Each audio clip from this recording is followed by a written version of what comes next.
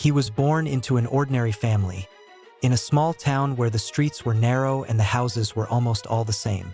His childhood could not be called happy, but it was full of small discoveries and quiet hopes. He remembered the smell of fresh paint on the walls of the nursery, the wooden floor creaking with every step, and the old bookshelves that could barely stand on their feet. His mother often sang him lullabies, quiet and sad, as if she believed that happiness was impossible to keep. My father appeared less frequently. Sometimes he returned from work, sometimes with someone else's guilt, sometimes empty-handed. He was quiet and irritable, and his words almost always sounded like a reproach. When he went to school, everyone noticed his clothes. A shirt with a small hole, shoes with old socks peeking out, a backpack worn and darned. Classmates quickly identified his place in the social pyramid. He was poor. They laughed at him, teased him, and sometimes made fun of him as if he were a funny creature from another world. He didn't answer. He learned to hide his emotions, as if every look, every joke could pierce through him.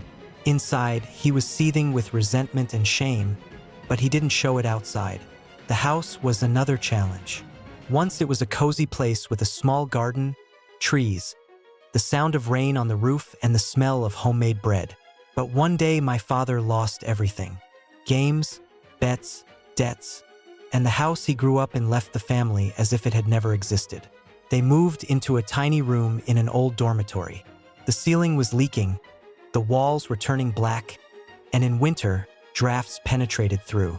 The kitchen was shared, with a stove that was only half working, and a refrigerator that smelled of something long spoiled.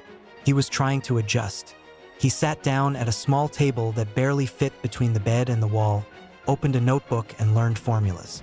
I repeated the same thing every day: school, work, home. He understood that studying was the only way to a different future. But sometimes at night, when the house was quiet, he would lie on the hard bed and think about how unfair life was. Why are some people born with opportunities, while others are born with debts and fears? Why do parents who are supposed to protect themselves drown in their mistakes and weaknesses? To help his family in some way, he started working. First, I unloaded trucks and carried heavy bags in the warehouse. Then he mopped the floors in night cafes, delivered packages, and did any job that a teenager with no experience would agree to do. Every day, his body ached with fatigue, and his brain demanded rest. He could feel fatigue and despair building up inside him. It seemed that the world was just pressing and pressing, but there was no way out. His friends at school didn't understand why he didn't go to parties, why he didn't wear fancy clothes, why he didn't complain, but he also didn't laugh. They thought he was just weird, that he was poor and quiet. No one saw how much effort he spent to survive. No one heard him cry at night when the sounds of the city died down and only the emptiness of his room remained. As a teenager, he realized for the first time that the world was cruel and fate was even tougher. He tried to dream of the future, but dreams were like thin ice. Beautiful, fragile, but weak enough to crack under the weight of reality. He saw his peers receiving gifts, going to the movies and concerts, receiving their first pocket money and laughter. He saw it through the old classroom windows, through the quiet conversations behind his back. And a mixture of envy and misunderstanding grew inside. Why should he be deprived of all this? When he turned 15, his father increasingly disappeared for several days. Sometimes he returned with the smell of alcohol and tears in his eyes, sometimes empty-handed and in debt. My mother tried to keep the family together, working from morning to night, but there was still not enough money. The room where he slept became a symbol of their downfall. A tiny space, cold, unpleasant, with the smell of damp and old things. There he learned formulas, wrote homework, dreamed and suffered at the same time. But the loneliness was the hardest. He studied a lot, but no one noticed his efforts. He wanted to be ordinary, to want friends, laughter and warmth. But every day reminded him that the world does not wait for the weak. Sometimes he tried to escape into books, into the stories of great people who had achieved success. He read about entrepreneurs, scientists, inventors. Every time he closed the book, his heart skipped a beat. It could have been him, but not now. At the end of the school period, When it seemed that it couldn't get any worse, he stood in front of the mirror and looked at his reflection. The eyes of a teenager with the fatigue of a man who has seen too much pain and too little joy. He knew that his body and mind couldn't take it anymore. At the age of 30, when he had accumulated too many mistakes, debts, and disappointments, he decided that the only way out was the end. He took the last step and left the world behind, tired of fighting, tired of waiting, tired of the pain. But even at this end, there was still something that could not be destroyed. His memory, his desire to understand and learn, all that he had gone through remained. And somewhere deep inside, there was a feeling that if there was a chance to start over, he would have done everything differently. He opened his eyes and froze for a moment. The room was small, but surprisingly familiar. Old wallpaper with cracks, a table with school notebooks on it, a chair with a worn seat.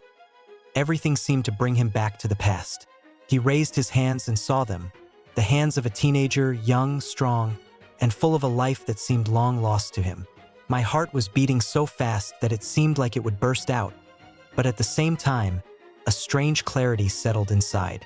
He remembered everything, every pain, every mistake, every opportunity one missed, every loss, every debt, every humiliation. At first, he thought it was a dream, perhaps the last migration of consciousness, a ghostly illusion before the end. But as the days passed, the memory of the years did not disappear. He knew that the future was not just an accident, but a chain of events that he could control. He remembered dates, crises, bankruptcies, stock-ups. He remembered every company, every idea, every mistake that others had once made. A gift and a curse at the same time. A gift because he possessed knowledge that ordinary people could only dream of. Damn, because knowing the future was a heavy burden, and loneliness became even deeper. He understood that every step mattered now. The mistake was no longer acceptable. He decided to start small. $1, a few pennies, tiny investments in what once seemed unremarkable. He bought when everyone was laughing, sold when everyone was eager to buy. Every day he analyzed charts, followed the news, and predicted the actions of people, corporations, and markets.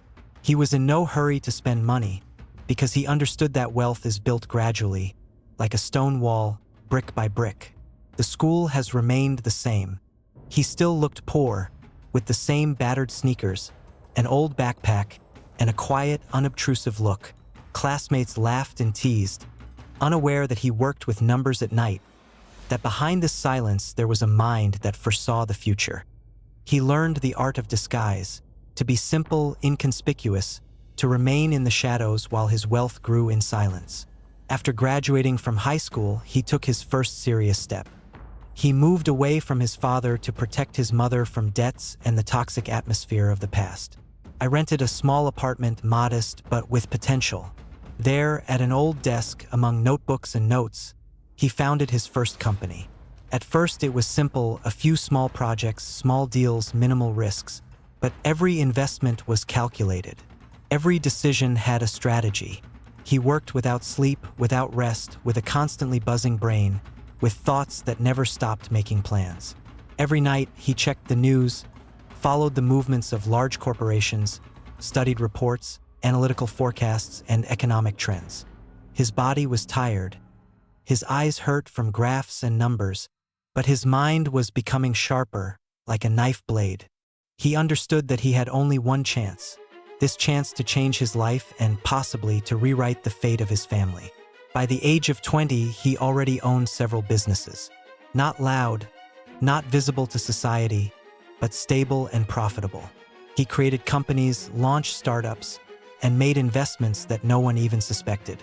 Each project strengthened his financial base.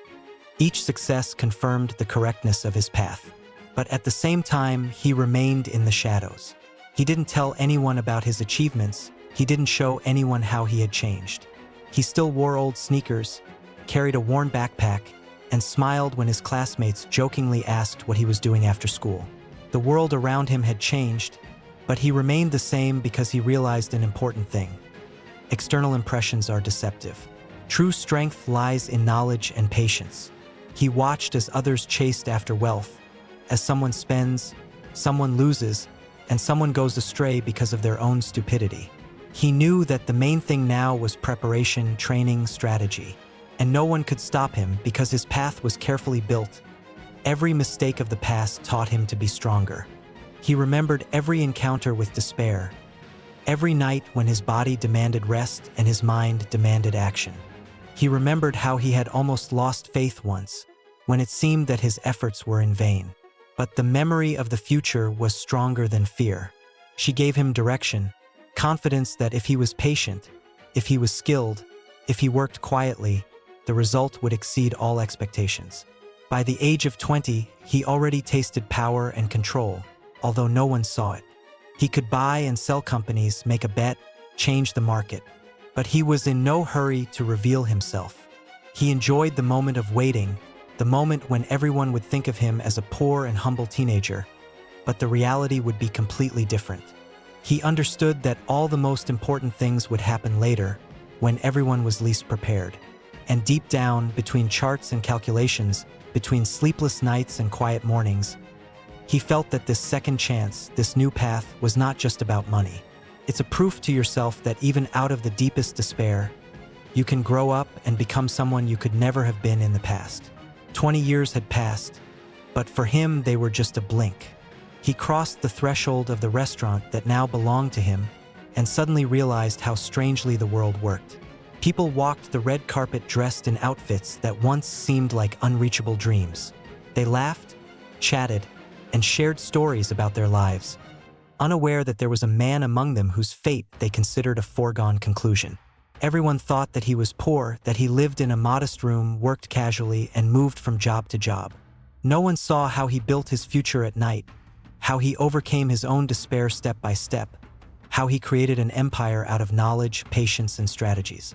And now he was standing here, in the middle of what was supposed to be his triumph. He took his time. At first, I looked around the room, watching the faces, each of which was familiar, but had changed. Some became successful, some did not. Some had aged noticeably, others retained their youthful lightness. They all laughed and shared their memories, not realizing that this quiet and modest guy, with whom they studied together, holds in his hands the key to success that they will never be able to understand. He walked slowly through the hall, and the first glances began to be directed at him. First surprise, then confusion, and then shock.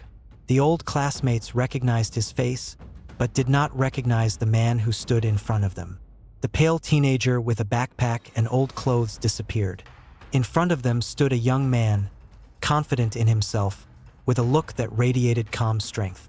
His clothes were expensive but restrained, and his every gesture indicated that he had achieved much more than anyone could have imagined. When he approached the stage where music was playing and people were exchanging memories, everyone froze. No one dared to believe their eyes. He raised his hand, smiled slightly, and silence fell over the hall, as if time had stopped. Then there was a soft whisper. "It's him. It's really him." He began to speak, slowly, with feeling, without strain or pride. His voice was steady, confident, and every word was backed up by an inner strength that came not only from money, but also from experience and the path he had overcome.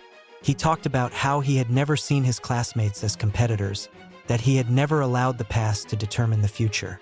His words were simple, but there was a truth in them that couldn't be denied.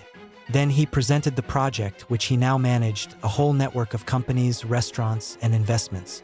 The lights on the stage reflected the brilliance of his success, and a helicopter was parked outside the parking lot, ready to pick him up if needed. The reaction was instantaneous. People opened their mouths, fell into a slight shock, not understanding how this was possible. Those who once mocked him, who considered him unhappy and poor, now stood before a man who proved that strength lies not in clothes, not in external wealth, but in knowledge, patience, and perseverance. He watched them calmly. No malice, no desire to humiliate, just a quiet satisfaction. He saw sincere joy in some, envy in others, and bewilderment in others. It was a real game of human emotions, and he was a master of it. The evening continued, but now all eyes were on him. People came up, asked questions, asked for advice, and he shared his knowledge moderately, leaving them room to understand that success is the result of work, not random luck. He understood that no one would appreciate all the way he had to go, all the pain and every sleepless night. But it didn't matter to him. The main thing is to prove yourself. When the party was over, he went out onto the terrace, where the city was ablaze with lights. The helicopter was waiting. He rose into the air, watching the streets, the houses, the light that reflected his path. No one saw all the steps he took, all the mistakes and victories that brought him here. No one knew that this evening was the culmination of not just success, but an inner victory over the past. He closed his eyes for a moment, took a deep breath, and felt like the whole journey that started with the poor room and the old notebooks had now become a reality. And for the first time in many years, he allowed himself to smile without hidden anxiety. The world found out about him, but he himself knew that the real wealth was inside. Knowledge, experience, fortitude, and the ability to start all over again, even when it seems that everything is lost. And as the helicopter rose into the sky, he realized that the past and the future had merged in an instant. A moment that proved that sometimes the quietest and most inconspicuous person hides within himself the power that can change everything.